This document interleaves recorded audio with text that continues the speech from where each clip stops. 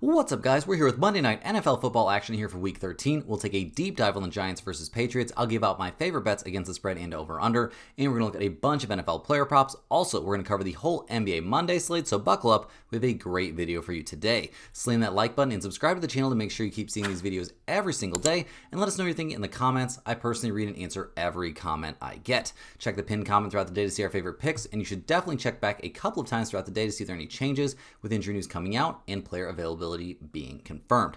Yesterday, guys, was a bloodbath. I'm not going to lie to you. It was pretty rough. We got off to a bad start today. We had Miami minus 5.5, and after being up 16-0 at halftime, the Dolphins didn't do anything in the second half except for let the Saints score a bunch of points. Tua was god-awful out there, but A-Chain helped Miami get the win. It just wasn't enough for us to get the cover in this game. We did catch the Jets at +3, a straight-up 27-24 win there for the Jets behind a decent day from Tyrod Taylor through the air, but a good game on the ground in general with him and Breece Hall carrying the load there for New York. So they'll take a nice win on that one.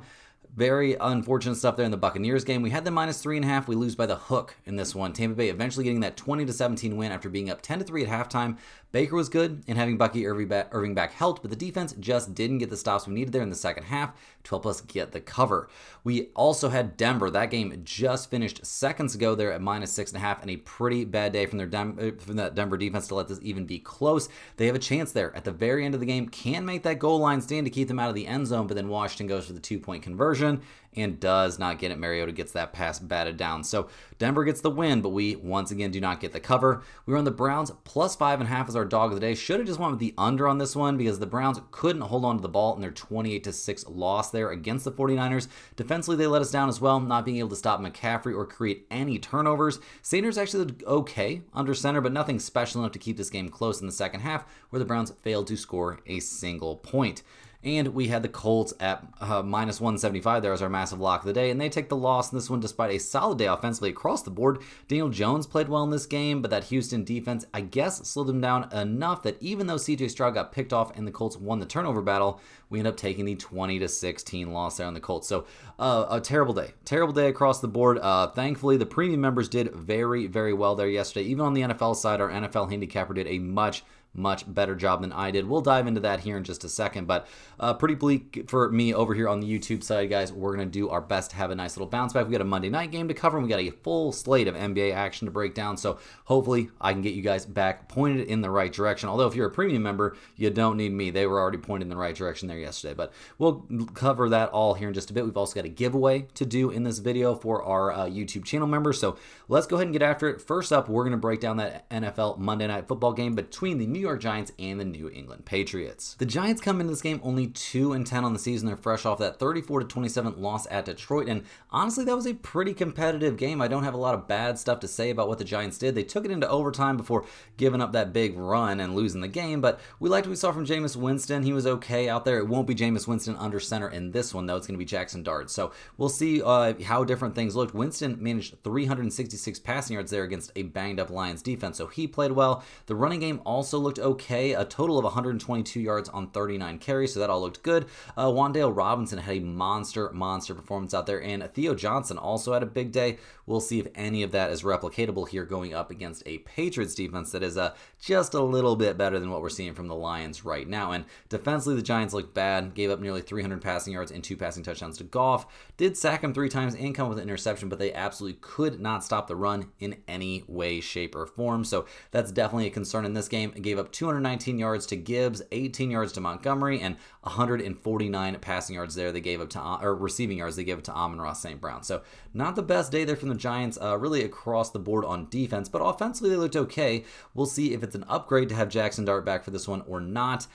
They are not a very good defensive team at the moment, I will say that, but we'll see what they can do, see what they can make happen in this one. Offensively, they do come into this game fully healthy with Dart back under center. That's a big deal, and the offensive line is looking pretty healthy. Defensively, the big deal for the Giants is their defensive line. It is fully healthy for this game and has been good this season. They will be missing 1 linebacker, potentially 2. We'll see what kind of difference that makes in this game, but overall, they're not in too bad of shape there defensively in terms of health. In terms of success, recently it's been a little bit up and down. So we'll see what they can do here on the road against the Patriots. They are 10-2 on the season. having a pretty good time. Obviously, the Patriots are. They're 2 full games up there on Buffalo in the AFC East. They've won several games. How many games in a row is it up to now? 9 games in a row or something crazy like that? They're fresh off a 26-20 win there in Cincinnati. That was not against the Joe Burrow-led Bengals. That was against the Joe Flacco-led Bengals. But they'll still take the win. Drake May was kind of pedestrian that game. He did pass for 294 yards. 1 touchdown, 1 interception, and also sacked once. Ran the ball 5 times for 22 yards, so you don't get a parade for doing that to me. Trayvon Henderson, 18 carries for 66 yards, not a bad day. Hunter Henry, a monster day, caught 7 out of 10 targets for 115 yards and a touchdown. So that all looked good. Defensively, they did pretty well. Giving up 20 points against the Bengals isn't the end of the world. They did get gashed there by the running game, giving up 107 yards on 19 carries to Chase Brown. It's just not that dangerous of a Bengals team when you don't have Flacco under center, as we were just proven last week with, when you don't have Joe Burrow under center, when you have Flacco instead. Last week with Burrow back, the Bengals looked much, much different. So we'll see what the Patriots can do in this one. They do come into this game fairly healthy on offense. In terms of the skill positions, in terms of the offensive line, they are banged up. Going to be missing 2 starters there on the offensive line. The left side of that offensive line is not looking great. That could be a big problem here. That's where they like to run the ball. That's also, going to be a problem in terms of pass protection. Now, defensively, going to be potentially missing 2 starters there on the defensive line, or maybe 1 linebacker, 1 guy on the defensive line. So we'll see how that goes, but it seems very unlikely that it's going to be the full strength New England Patriots in this game. So we'll kind of have to wait and see on that. Looking at the numbers for this one, the Patriots are 7.5 point favorites in this game. We've got a total of 46.5. The weather for this one, pretty freaking cold, guys. 27 degrees, 35% chance of snow, around 4-mile-an-hour winds, so not enough wind to make a big difference for us in this game, but that cold definitely has, shown to be something of a factor in these games. Looking at the trends for this one, the Giants, they're 7-5 against the spread. They're 4-3 against the spread on the road this season. They're 7-5 to the over and 4-3 to the over on the road. The Patriots, they are 7-4-1 against the spread this year, 2-3-1 against the spread at home, though. Not nearly as good against the spread at home as they are on the road. They are a 500 over-under team, both overall and at home this season.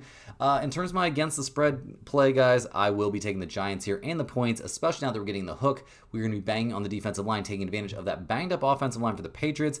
The New England defense might not be at full strength either, and while the Pats might win this game, I think it will be very, very close. And if they win by a touchdown, we still win. We've got it up to that plus 7.5 here, so that play seems reasonable. I also think there's plenty of reason to take the under in this game. I think under 46.5 is very live in this spot. It's going to be pretty cold out there. I'm not thrilled with what I'm seeing from these 2 defenses, but I do think we'll see a decent amount of a running game in this game, so I think that could help us with the under coming through as well. So definitely like the under, and we're going to be on the Giants here getting 7.5 points. In terms of some player props we like, right out of the gates here, I'll take Theo Johnson under 3.5 receptions at minus 138. He's been under this number in 4 of the last 5 games, and here playing in extreme cold. I'm going to be a little bit surprised to see him soaking up a ton of catches. Also, last week where he had a monster game, it was Jameis Winston under center, and we're going to have Jackson Dart out there for this one, so that might be a difference maker for him.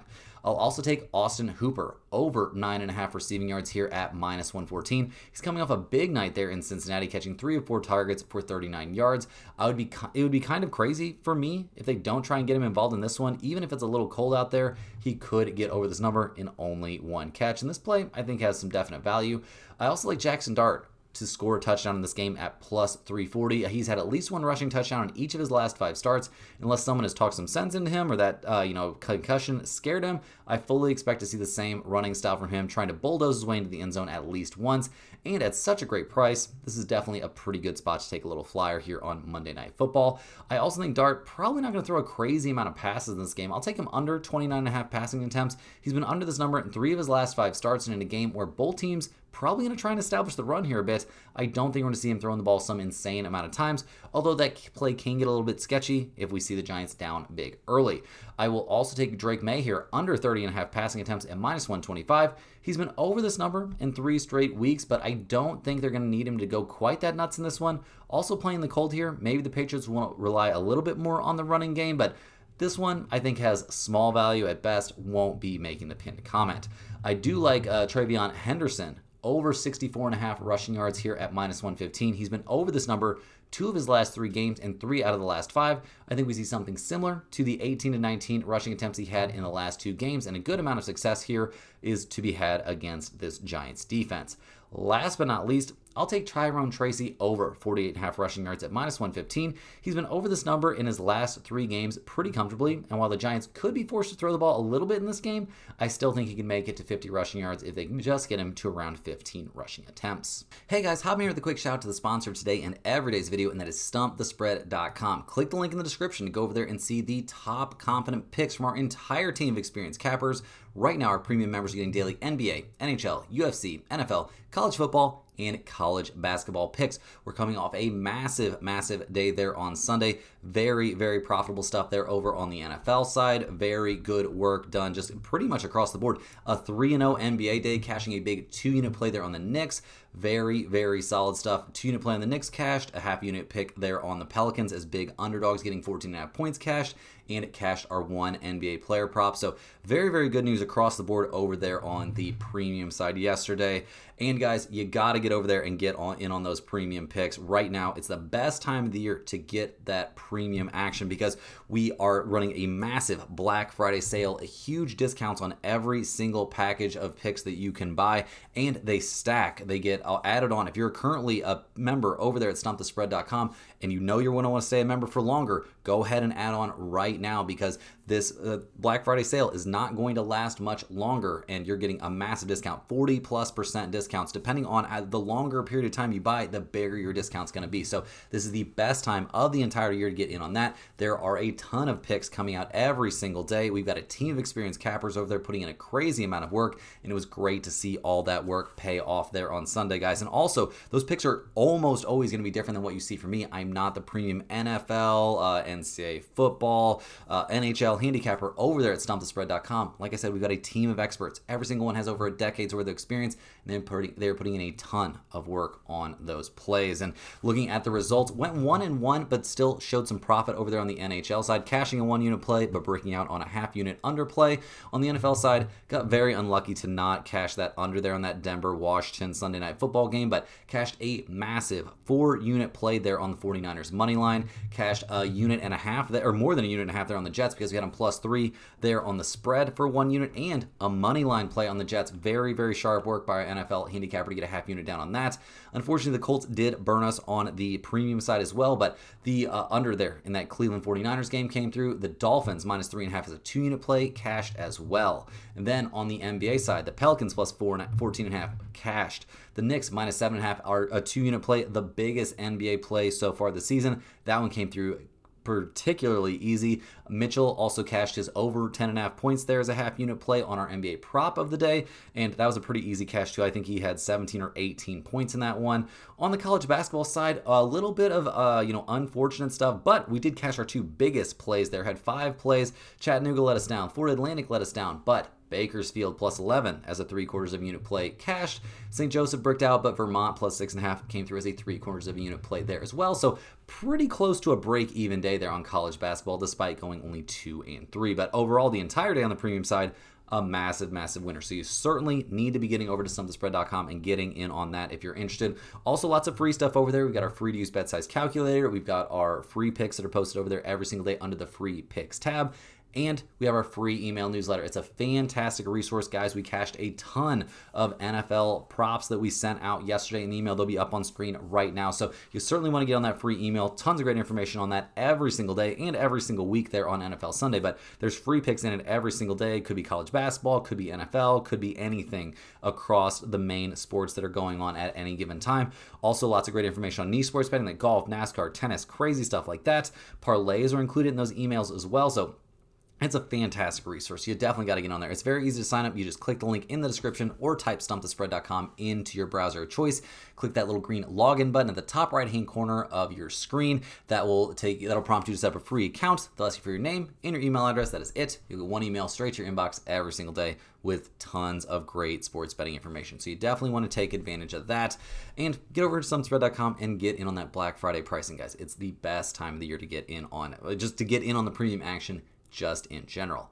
Also, if you're a huge fan of what you're seeing from us here every single day, click that little join button right below the video to sign up for a YouTube channel membership. YouTube channel members get early access to all of our videos. They're getting up on screen in every single video, but maybe most importantly, they get access to our members only giveaways. And we have a members only giveaway every single week, every single Monday. And today, if you guys haven't noticed, is Monday. So if you are a YouTube channel member over there for Stump the Spread, today could be your lucky day. We're going to load up all of our current YouTube channel members. We're going to put their names on this big old wheel. We're going to spin that wheel live on this video, and we'll see who wins the Stump the Spread hoodie mailed straight to their address of choice. Spinning the wheel right now, guys. Let's see who ends up being our winner of the Stump the Spread hoodie this week. Looks like this week's winner is going to be Calvin Castillo. Calvin Castillo, let us know that you see that you won down there in the comments. We'll get that hoodie out to you as soon as possible. Can sometimes take as little as 7 days for that to arrive to your address. So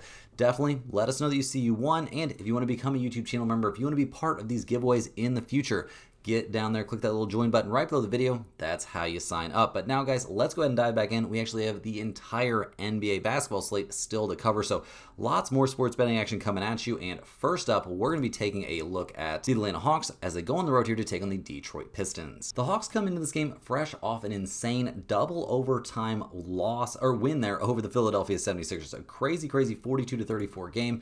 That was pretty bonkers, guys. Double overtime, you don't see that every day. We loved what we saw from the Hawks in general. I mean, gutting it out and getting that win. Jalen Johnson, 41 points. Nickeil Alexander-Walker, 34 points. Nobody going particularly nuts off the bench, and some crazy high minutes played there by the Hawks starters. So we'll see what they've got left in the tank for this one. They shot 45 threes, made 15 of them. They did a very good job there on the glass. Embiid played 30 minutes in that game. I can't believe the 76ers let Embiid play 30 minutes in that game. But overall, a very solid showing there from the Hawks. Since they're going to be playing on back-to-back nights here, we don't have a fully updated injury report. We did see Porzingis sit this game out, so I think there's a decent chance we can see him back for this game, although he is dealing with an illness, and with Porzingis, that can get real sketchy. So we'll see who they actually have available for this game, but I definitely think they're either going to be completely exhausted, or more likely they're going to have a ton of guys sitting out. So we'll see what that means here as they go on the road to take on the Detroit Pistons, who are not playing on no rest. They're coming off a 138-136 win there in Miami. Well played there by the Pistons to come away with a 3-point win. Cade had a big day, 29 points, 14 of 25 from the field, so maybe not super efficient, but he played well. Tobias Harris came back and played great. Duncan Robinson is playing amazing there for the Pistons, really doing a good job of filling his role. Asar Thompson actually gave him some decent minutes, and we had two double-digit scores, lots of scoring, honestly, coming off the bench there for the Pistons. So a great game overall, shot 42% from three, did a good job on the boards there against the Heat. They played really well, and the Pistons also come into this game, obviously, with a big rest advantage. They're relatively healthy. We've got a couple pretty important guys that are on the injury report. Duncan Robinson, officially questionable, a sprained right ankle. Kind of seems unlikely to me that he'll play. Jalen Duren, he's probable for this game with that leg issue. I fully expect him to play. And Karis LeVert, also probable. So he should be good to go. Looks like the only guy that'll probably be missing this one is potentially Duncan Robinson. So looking at the numbers here, guys, the Pistons, they're 9.5 or 9-point favorites. We get a total of 232.5. Atlanta's 8-5 against the spread on the road, 12-9 to the over. They're 2-2 against the spread on no rest. Detroit, they're 6-3 against the spread at home, 11-8-1 to the over. Guys, I'll definitely take the Pistons in this game, especially if you can keep it under 10 points. You can get that 9, get that 9.5. My God, is that a great value? And I expect this line to very much be on the move. Very aggressively. We'll see. It hasn't moved too much yet, so definitely hop on that Pistons at -9. This has a chance to be going straight into the pinned comment. Next on the docket, we're looking at the Cleveland Cavaliers going on the road to take on the Indiana Pacers. The Cavaliers are fresh off a pretty frustrating 117-115 loss there against the Celtics. They give up 42 points to Peyton Pritchard. He went 15 of 22 from the field against him, made 6 out of his 11 threes. Peyton Pritchard, guys, gives hope to hoopers that look like me. So a monster performance from him. Didn't like anything we really saw too much there from the Cavaliers. I mean, Donovan Mitchell, 39 minutes, 7 of 16 from the field, had 18 points. Not a great night from him. Darius Garland played. He had 21 points and was a -27 in his 31 minutes. The bench actually looked really good out there in terms of plus-minus, maybe not in terms of like long-term results here. They shot 52 threes in that game, made 20 of them. That's 38%, and still managed to lose to the Celtics there. Pretty nuts. Pretty nuts to see them lose that game. We'll see if they've got a bounce back in them, but they are also playing on no rest in this one. They're playing on back-to-back nights. Now, they didn't have Lonzo Ball, Sam Merrill, or Jared Allen in this game. Those could be some pretty important dudes to see come back, but we'll see if they actually do. Lonzo Ball, I do expect to play in this game. I think he missed that one just for maintenance. Yeah, skipping the front end of a back-to-back. Sam Merrill dealing with that hand issue was out for this game. Seems like there's a theoretical chance he could come back for this one, but it seems also very much up in the air. And yeah, we're going to see if Jared Allen, when he's going to be back. He's going to miss at least a week with that finger issue, so he will not be playing in this game. So they won't be at full strength here as they go up against the Pacers. They'll probably be exhausted too. And the Pacers, they're on a 2-game winning streak. They knocked off the Wizards in a blowout, and then their last time out got a 103-101, very low scoring win there over the Chicago Bulls.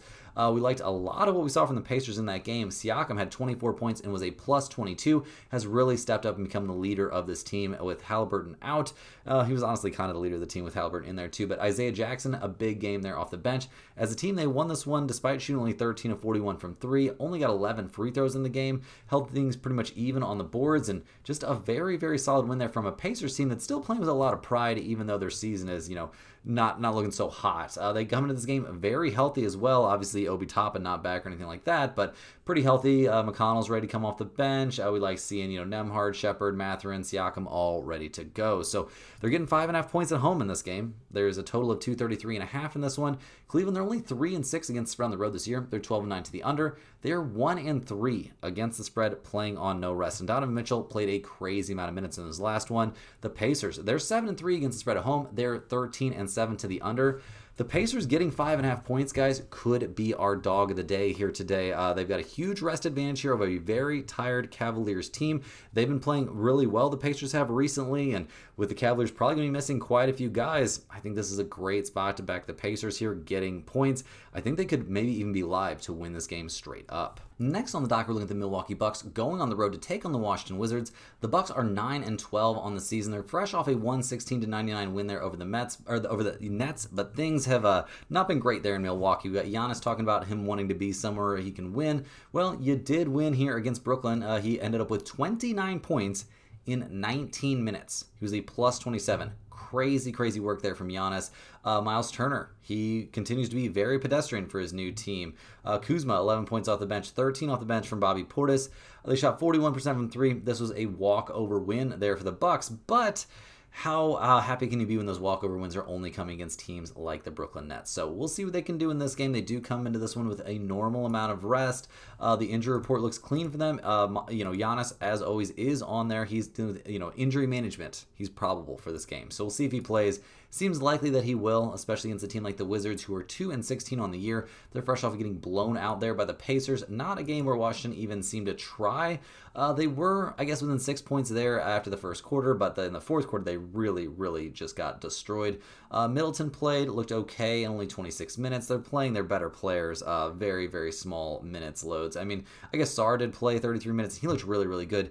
Definitely should give this team a little bit of hope for the future, but nothing at all coming off that bench. And I just have very low expectations this season for the Washington Wizards. They're 2-16.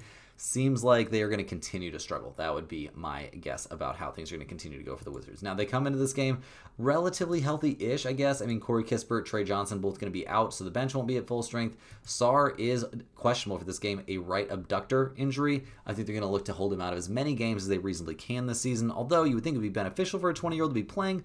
Although, how much good does it do to be playing games with a team and teammates that are as bad as what Washington's putting around him? So we'll see how it goes. The Wizards are getting 9.5 up to 10.5 potential points in this game.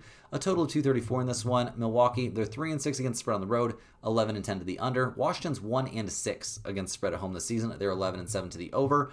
I'll be taking the Bucks here at -9.5. You can get this under 10. I think there's some solid value to be had. Giannis, he's going to want to put up numbers here. He's going to want his team to find a win. I do think the Bucks have what it takes to knock off teams like the Wizards. They have what it takes to beat anybody good. I don't know if that is the case, but we don't have to worry about that today. We just need to blow out Washington. Next up, guys, we've got the Charlotte Hornets going on the road to take on the Brooklyn Nets. The Hornets are coming off a 118-111 overtime win there against the Raptors. Very solid stuff there from Miles Bridges in that game. The Hornets have actually won 2 in a row. LaMelo Ball getting, benched there in crunch time was pretty interesting to see. He only played 22 minutes of the game. Did not play great. I don't know. I want him to play better. I just want him to play better. Knuppel continues to play amazing, though. 20 points, 5 of 10 from the field, 4 of 7 from 3, knocking down some huge shots in that game and helping them eventually win that thing in overtime. Colin Sexton also playing great coming off the bench. I feel like he could be a bench player that could really help out a contender, but we'll see what happens down the stretch. Miles Bridges, the hero, 35 points, 13 of 23 from the field, 2 of 8 from 3. He also had a fantastic game. So love to see it if you're a Charlotte Hornets fan and not a LaMelo Ball fan. That's a pretty narrow demographic there. They come into this one relatively healthy. Trey Mann is on the injury list, but all the starters are rested and ready to go. Mann is questionable due to a left ankle impingement. So we'll see. His presence or absence in the roster does not really move the needle for me. They're going to be taking on the Brooklyn Nets, who are 3-16 on the season. They're doing a really good job of being terrible this year. In that 17-point loss there against the Bucks, they had nothing to even slow down Giannis. And you look at who this team is starting, it all of a sudden becomes very, very apparent that they are great at tanking. Seems like the best player on this team might be Danny Wolf right now. He played 30 minutes, had 22 points, 8 of 16 from the field, 5 of 9 from 3. He played really, really well in this game. Was a -9, though, still off the bench. Not really putting any of their better scores out there. I don't even know if I want to say better players right now about guys like Michael Porter Jr. or Cam Thomas. So we'll see what goes on in this one, but I'm not loving anything I'm seeing right now from the Brooklyn Nets. They're really, really good at tanking it out, and it seems like that's going to be their goal in this game too. Terrence Mann, Michael Porter Jr., Noah Clowney, all on the injury report. Terrence Mann dealing with a rib issue. Questionable for this game. To me, that means probably out. Michael Porter Jr. dealing with his back issue. He is probable for this game, so apparently he's coming back and going to play. Noah Clowney, probable as well. Left hip soreness. Sounds like he will be out there. The Nets are getting 4.5 points in this game. We've got a total of 227.5. Charlotte, 4-5 against the spread on the road, 12-8 to the under. Brooklyn, 3-6 against the spread at home, 11-8 to the under as well. I'm not going to take under 227.5, even though the trends point that direction, but I would understand if any of you wanted to ride those trends and take a little bit of an underplay there. In terms of a side, I like the way the Hornets are playing an awful lot more than I like the way the Nets are playing. Seems like Charlotte's really trying to win games right now for some reason, so I will take them to cover this 4.5 points, but nothing from this game is making the pinned comment. Rolling right along, we've got the Los Angeles Clippers going on the road to take on the Miami Heat. The Clippers, they're 5-15 on the season. The only thing standing between these, the Oklahoma City Thunder ending up with an amazing pick there for the Clippers is the continued efforts there of James Harden. But we just saw the Clippers lose 114-110 there against the Dallas Mavericks in a coming out party there for Cooper Flag, who put up 35 points. Kawhi actually played well, put up a 30-piece in the game. Harden had 29 points of his own. None of that was enough, though. The bench came with a grand total of 5 points. Batum played 28 minutes, scored 0 points. Chris Paul played 11 minutes, scored 0 points, and had 3 assists, though. So good work there, but overall, this team is just looking terrible. John Collins is playing well. Zubac playing well. Harden, Kawhi playing well. Just not enough to win games right now. So not loving life if you're a Clippers fan. The injury report looks pretty good. Bogdanovich still not going to be back, but other than that, they're ready to go for this game. Clearly missing Derrick Jones Jr. He's going to be out for a while still, but yeah, they're just having a hard time right now. We'll see what they can do. They're going on the road to take on the Miami Heat, who've had an excellent season. They're 13-7 on the year. They are fresh off a 138-135 loss there against the Pistons. That was a very close one. Really could have gone either way. They didn't have a great answer there for Cade. Andrew Wiggins actually had a big day. 37 minutes, 31 points, 10 of 15 from the field. A very good night from him. You don't see too many of those anymore. Powell had a big day as well. Like we saw from Tyler Hero, continues to play very, very well, but just, I don't know. It's hard to say he's been a net positive. They've played a little bit worse since he's came back.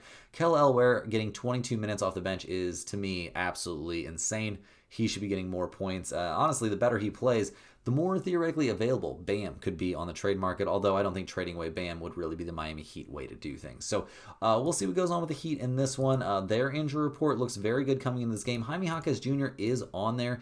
Dealing with the groin issue, he's questionable for this game. We'll see if he comes back. He's been having a really good season here in the early goings, but other than him, the Heat are very healthy in this game, and that's part of the reason they're favorites here. They're -6.5 or -6. We've got a total of 234.5. The Clippers are 4-6 against the spread on the road, 11-9 to the over. Miami's 7-4 against the spread at home. They are 11-9 to the over themselves.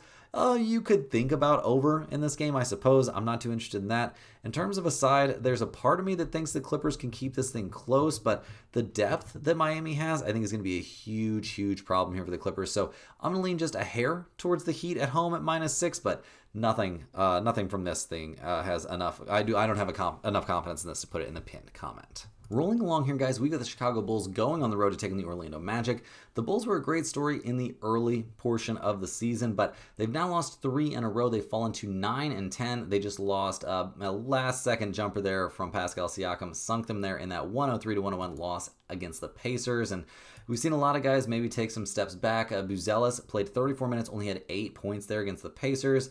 Vujicic, I mean, he played pretty well in the game, I guess, but nothing too special. Kevin Huerter, he ended up with 15 points, but only 6 of 14 from the field. Sumu in the starting lineup isn't what they want. Giddey played okay. Trey Jones played great off the bench. They shot 41% from 3 and still lost. That is a tough pill to swallow for sure. And coming into this game, probably no Okoro for sure, it appears. Is he ruled out? Yes, he's officially ruled out with a back issue. Jalen Smith on the injury report as well. Not going to be seeing him in this game with that hamstring problem. Yeah, not quite a full-strength team at the moment, but not banged up enough for the struggles that they've been having recently. And they're going to be going on the road to take on a team that's playing much better. The Orlando Magic have won 5 out of their last 6, including a nice 112-109 road win there over the Pistons. Bane going nuts in that cup game, guys, putting up 37 points, 13 of 25 from the field, 11 of 12 from the free throw line. Franz Wagner also playing really well, putting up 21 points. Jalen Suggs doing what he's supposed to do, although 4 of 17 from the field is not great. Anthony Black playing amazing off the bench, 16 points, 6 of 17, and was a plus 27 for the best plus-minus in the game. So very, very good stuff there. They win this game despite shooting only 5 of 30 from 3. Shooting 32 free throws will definitely help, but the Pistons shot 31 of their own, so no major discrepancy there. You gotta love to see it if you're the Orlando Magic. The big question about this team right now is how excited should they be for the imminent return, eventually of Paolo Banchero, because they've been playing better since he's been out. Weird to lose your best player and suddenly play better, but yeah, he's gonna be ruled out for that game against the Bulls, so we won't see him in this one. The Magic are 8.5-point favorites. We've got a total of 240.5. The Bulls are 3-8 against the spread on the road, 10-9 to the over. Orlando 5-5 against the spread at home, 12-8 to the over themselves. Given these trends, maybe lean towards over 240.5. I don't think that's crazy. In terms of a side, I'll take the Magic here at minus 8.5. I guess I just don't feel like I can trust the Chicago Bulls right now. They've had so many problems. I mean, in that game against the Pacers, I guess they were banged up. I guess Kobe White will be back for this game. So maybe I'm going to flip-flop a little bit here. Maybe you do want to think about the Bulls getting 8 points in this spot, but they've been so bad on the road. I can't trust it, and I really don't trust anything from this game. Next up, guys, we got the Dallas Mavericks going on the road to take on the Denver Nuggets. The Mavericks are 6-15 on the season. They got their 6th win thanks to a big 35-point game there from Cooper Flagg. He, best game of his career. 13 of 22 from the field, 35 points, 9 of 11 from the free throw line. He was doing his thing out there. Still 0-3 from 3. Can't seem to figure out that 3-point shot. And the Mavs in general shot the ball really poorly from deep, only making 28% from long range. But the Clippers are pretty bad right now, and they had no answer there for Cooper Flagg, and he went out there and absolutely balled. So you love to see it. I also, way more than the Cooper Flagg game, I love to see a big day there from Klay Thompson. He came off the bench. 26 minutes, 23 points, 8 of 13 from the field, 6 of 10 from 3. A monster game there from Klay. You'll love to see Klay go out there and absolutely kill. You'll absolutely love to see it. Big Klay fan. So the Mavs played well in that game. We'll see what they can do in this one. Lots of guys on the injury report, as is the norm for this team. We'll see Anthony Davis on the injury report with this calf issue. Sounds like he is going to play in this game. He is officially probable.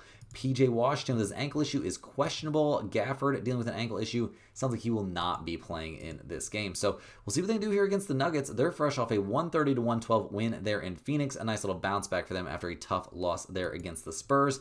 They're 14-5 on the season. So Denver having a pretty good time. Jokic putting up crazy numbers on a nightly basis. Basically can just pencil him in for at least near triple-double on a nightly basis. Cameron Johnson's playing much better. That's got to be a really big relief there for the Nuggets. He was struggling there in the early goings. Seems like he's got that figured out. Jamal Murray's playing really well, put up 24 points in that game. 23 points off the bench there from Tim Hardaway Jr. Valanciunas is also doing what he's supposed to do off the bench. A great day. They also knocked down 58% of their threes. That's not going to happen too often. But, time to feel good if you're the Denver Nuggets. They come into this game. The only guy that really matters on the injury report for them right now is Jokic. He's probable due to a left wrist sprain. I don't think that's really going to slow down the big man too much. So look at the numbers here, guys. The Nuggets are 10.5-point favorites at home. We've got a total of 233.5. Dallas, they are 4-3 against the spread on the road. They are 14-7 to the under. That's an NBA best to the under. Denver's 5-4 against spread at home. They are 12-7 to the over. I'm actually going to lean a bit towards the Mavericks and the points in this one. Denver has not been a great team when they're a big underdog. I think they'll probably find a way to mess around late and let this thing get close. I do worry about it turning into a blowout early, and then the Mavs maybe don't play all their starters. But this is definitely not going to be our dog of the day. I don't think this one really has the legs to make the pinned comment. Rounding into the home stretch here, we're looking at the Houston Rockets going on the road to take on the Utah Jazz. The Rockets, they are 13-4 on the season. This is the second game of a little 2-game set there in Utah. And in game 1, we saw the Rockets win in a blowout. They get the 129-101 win there. And yes, Sengun puts up a monster game. Kevin Durant's back and playing great. He was a plus 28, scored 25 points. Loved what we saw, honestly, from everyone. Steven Adams played well. Aaron Holiday played well. Reed Shepherd didn't have to do too much scoring, but still shot the ball pretty well. As a team, they shot 35% from 3 and 53% from the field. They also dominated the boards and got to the free throw line more than double the amount of times the Utah Jazz did. So a rough look there for Utah. We'll see what the Rockets can do in this one, but obviously the Jazz having a really bad time in that one. Houston comes in this game fully healthy. We'll see, if they do play everybody here on the second half of a back-to-back. When you've got guys like Kevin Durant on your team, you might end up, either limiting his minutes or maybe just flat out sitting him out for this game. But we'll have to see what happens with that one. See what happens with the availability here. Obviously playing on back-to-back nights. Very incomplete information here in terms of player availability. Now, the Jazz, they have to feel pretty bad about how that game went. Obviously, you don't want to lose by 28 points to anyone. Markkanen was fine, 18 points, 5 of 12 from the field, 1 of 5 from 3 in his 30 minutes. We liked what we saw a little bit, at least from Nurkic, for a change. You don't say that every night. Ace Bailey had a big day as well, 19 points, 8 of 12 from the field, 3 of 5 from 3. He played great, so that's got to feel really good. He's, not having the best time recently. Kyle Filipowski played well off the bench. Sensabaugh played well off the bench, both scoring double figures. When you shoot only 28% from 3, though, you're going to have a hard time. And when your opponent shoots more than double the free throws and out-rebounds you by almost 20, you're just not going to find a way to keep that game close. Now, the Jazz also don't have an updated injury report, but they're the much younger team, although they are kind of a tanking team. So we'll have to keep a close eye and see who they're playing. But we're going to go into this one kind of assuming both teams are going to play pretty much everyone, with a slight lean towards the Rockets being the team that's more likely to rest people. So looking at the numbers here, guys, the Jazz are getting 12.5 points. We got a total of 232.5. Houston, they're 9-1 against the spread on the road, 10-6-1 to the over. They are, as far as I can tell, 1-3 against the spread on no rest this season, although the program that I used to get those statistics was a little bit on the fritz, so had to rely on some AI intelligence, but I do think they are 1-3 against the spread playing on no rest this season. The Jazz, they're 8-3 against the spread at home this year, so that's a pretty good look. They're 11-8 to the over. They're 2-1 against the spread this season playing on no rest, and that's why we like the Jazz here, getting 12.5 points. In these games, teams have a pretty rough time replicating a blowout. They seem to be not as locked in. I think Utah can find a way to keep this thing maybe even to single digits, keep it very, very close here playing at home, where they've been good against the spread this season, and the Rockets, probably not going to try and run their starters into the ground here on the second night of a back-to-back. I mean, we saw guys like Durant played 30 minutes, 31 minutes from Amen Thompson, 31 from Reed Shepherd, so they didn't play a crazy amount of minutes, but back-to-back nights can be a little bit tough. Last but not least here, guys, we're looking at a pretty interesting game. We've got the Phoenix Suns going on the road here to take on the Los Angeles Lakers, and that's also our second nationally televised game of the night. Now, the Suns are 12-9 on the year, not exactly cruising along. Definitely seems like they're missing Grayson Allen quite a bit. We'll see when he can eventually make his return, but they're coming off a 130-112 loss against the Denver Nuggets. They stayed pretty well attached in this game. Eventually, the Nuggets pulling away there in the fourth quarter, but they did some good stuff. Devin Booker, not exactly his best game ever, but not terrible. 24 points, 5-11 from the field, 0-4 from 3. Made 14 out of 15 free throws. Dylan Brooks, 10 of 18 from the field, 27 points for him in 28 minutes. We liked what we saw from Colin Gillespie, as usual, coming off the bench. He played well. Grayson Allen is back. They definitely could have used him shooting the ball a little bit better. Had 10 points in 26 minutes, 4 of 11 from the field, 2 of 7 from 3. Not the norm of what we've seen from Grayson Allen this season. So could this potentially be a bounce back spot for some of these guys for the Suns? Could Allen settle in a little bit here? I don't think it's impossible. They come into this game, looking very healthy. Ryan Dunn won't play in this game. Apparently, he's still dealing with that. Oh, no, he is coming back for this game. He's probable after that wrist issue. So he's going to be back for this one. So they're a little bit closer to full strength, going to have a little bit more punch there coming off the bench. As they head to LA to take on the Lakers, who are going to be playing on back-to-back nights in this one. They got the 133-121 win there over the Pelicans, but they did let it get close enough there in the end that we get the win and cover there as a premium pick on the Pelicans. So thank you, Pelicans, and thank you, Lakers, for letting that dream become a reality. The Lakers had to love what they got from Luka and Austin Reeves. Both of them cracked 30 points.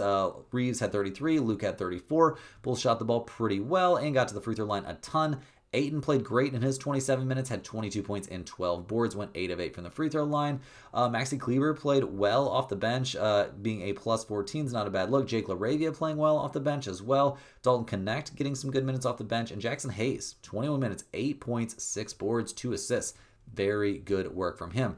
That all happened against the Pelicans, though, and it happened last night. So this is going to be the Lakers playing on no rest. We do expect LeBron to be back for this game. He sat out the front half of the back-to-back. Seems like he's likely to play in the back half. We'll see. Ayton, he comes in this game with an injury designation, left the game there against the Pelicans with a right knee soreness. That is not ideal, not what you're hoping for if you're a Lakers fan. You don't want more Jackson Hayes. The amount you got last night was perfect. Now, looking at the injury report for the Lakers does make me a little bit worried. They're 5.5-point favorites here playing on no rest. We've got a total of 234.5. Phoenix, they're 5-4 against spread on the road, 11-10 to the under. The Lakers are 6-2 against spread at home, 12-6 to the over. That's actually an NBA best to the over. They're 2-1 against the spread on no rest this season.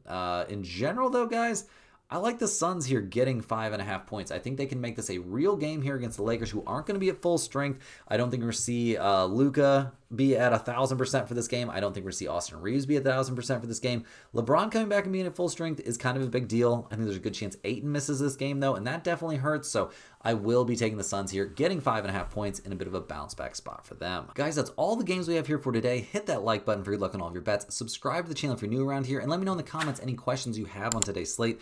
I'm more than happy to get back to you. Thanks for watching. Make sure you're clicking the link in the description. Get over there to stumpthespread.com right now and get in on those Black Friday prices, guys. They're not going to be around for much longer.